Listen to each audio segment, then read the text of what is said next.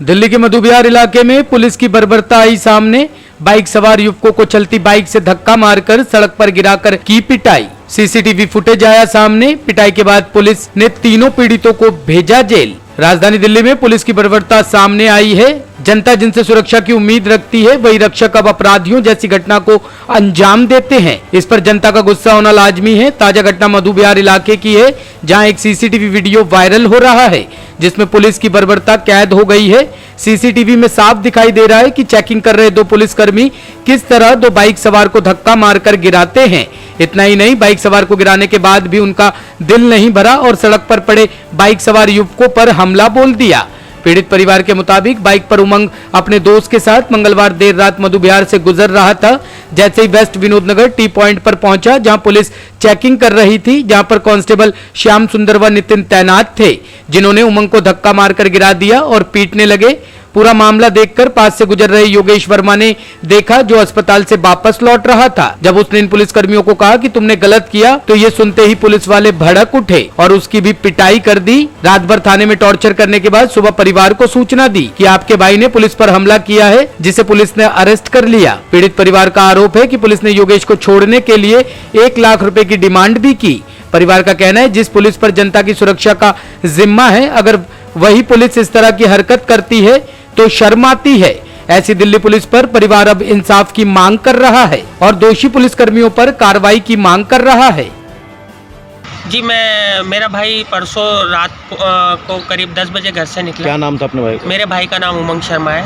क्या करते हैं वो मेरे साथ ही नेटवर्किंग के काम में काम करते हैं वो। अच्छा। और वो रात को 10 बजे निकले हैं और थोड़ा ये काम ऐसा है कि लेट हो जाते हैं। 12 बजे तक हमने कोई कॉल नहीं की। उसके बाद मैंने 1 बजे 2 बजे तक भी उसको कॉल किया तो उसका फ़ोन नॉट रीचेबल आ रहा था। कल सुबह 8:30 बजे फ़ोन किया तो फ़ोन में बेल तो बज रही थी, बट किसी ने उठाया नहीं। उसके बाद थाने से फ़ोन आता है कि आपके भाई को ऐसे ऐसे ले रखा है, थाने में बंद कर रखा है। वो रात को हमने उसे रोका, बैरियर लगे हुए थे तो वो रुका नहीं, तो हमने उसको रोका तो हमसे गाली गलौज कर रहे थे। 2-3 जने थे और हमसे हाथापाई की है। इस केस में उसको अरेस्ट कर रखा है। जबकि हमने वहाँ का सीसीटीवी फुटेज चेक किया है तो उसमें वो उसको बैरियर पे रोक रहे हैं तो वो साइड में बाइक रोक रहा है। तो उससे पहले ही उन्होंने पुलिस वालों ने धक्का दिया, जो कि नशे की हालत में लग रहे हैं मेरे को, और गिरा के उसे लात घूसों से पीटा है।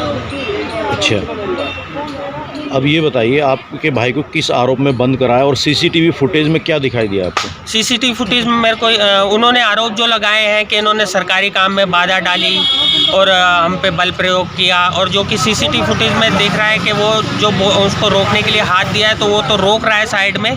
रुकने से पहले ही उन्होंने पुलिस वालों ने धक्का दे के उन्हें ज़मीन पर गिराया है और उनको बहुत बुरी तरीके से मार रहे हैं।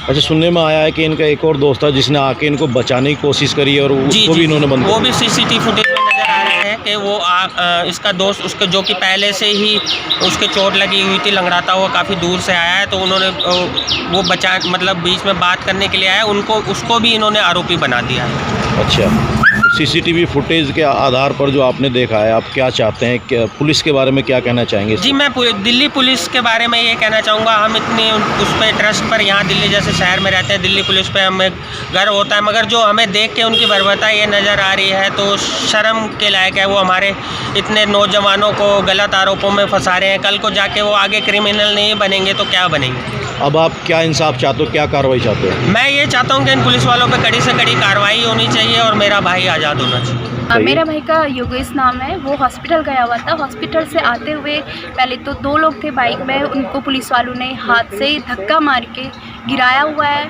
और मेरा भाई वहाँ पे आया तो इन्होंने भाई के साथ बदतमीजी करी हुई है और भाई वीडियो बना रहे थे इसलिए, और ये फिर थाने में भाई को लेके गए हुए हैं और इन्होंने कोई हमारा फ़ोन नहीं उठाया और पूरी रात उसे टॉर्चर किया हुआ है कि 1 लाख रुपए दो, अभी छोड़ देते हैं। और 10:30 बजे हम इनके पास गए हुए हैं 10:40 पे और इन्होंने हमें घुमाया हुआ है 12:10 तक। अच्छी घटना जो है कितनी तारीख की, कितने बजे की, और आपको कब पता चला है? 15 तारीख की रात की घटना है ये, 1:30 की, और मुझे दूसरे दिन पता चलता है सुबह 10:35 में।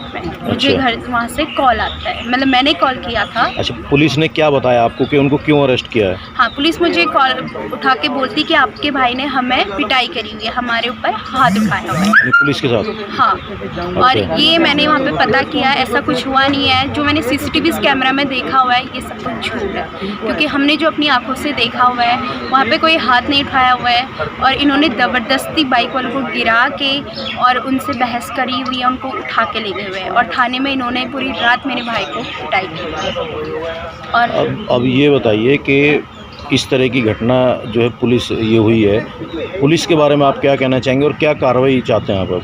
पुलिस के बारे में मैं ये चाहूँगी, ये गवर्नमेंट से भी पैसा लेते हैं और ये जनता से भी पैसा लेते हैं। ये हमें कभी सही रास्ता दिखा ही नहीं सकते हैं, क्योंकि कल मैं पूरे सुबह से लेके शाम तक का 4 बजे तक का पुलिस थाने में थी, लेकिन इन्होंने हमसे भी बदतमीज़ी से बात करी हुई है और इन्होंने ये बोला कभी आप इधर बैठो कभी उधर बैठो, और इन्होंने हमें आज हमारी जो इन्होंने FIR करी हुई है वो आज इन्होंने हमें दिखाई है।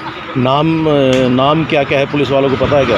लीलाधरी है और वहाँ पे संतोष कुमार है और मनोज है और बहुत जितने लोग हैं वहाँ पे, जब मैंने CCTV कैमरा में देखा था 10 से 15 लोग मिले हुए हैं। अच्छा, CCTV में जिन्होंने धक्का दिया उनका नाम पता है? ये तो मेरे को भी नहीं पता, लेकिन मैं CCTV कैमरा में उनकी शक्ल देखी थी और सामने देख के मैं बता सकती हूँ। ठीक। टॉप स्टोरी ब्यूरो के लिए दिल्ली से रवि डालमिया की रिपोर्ट।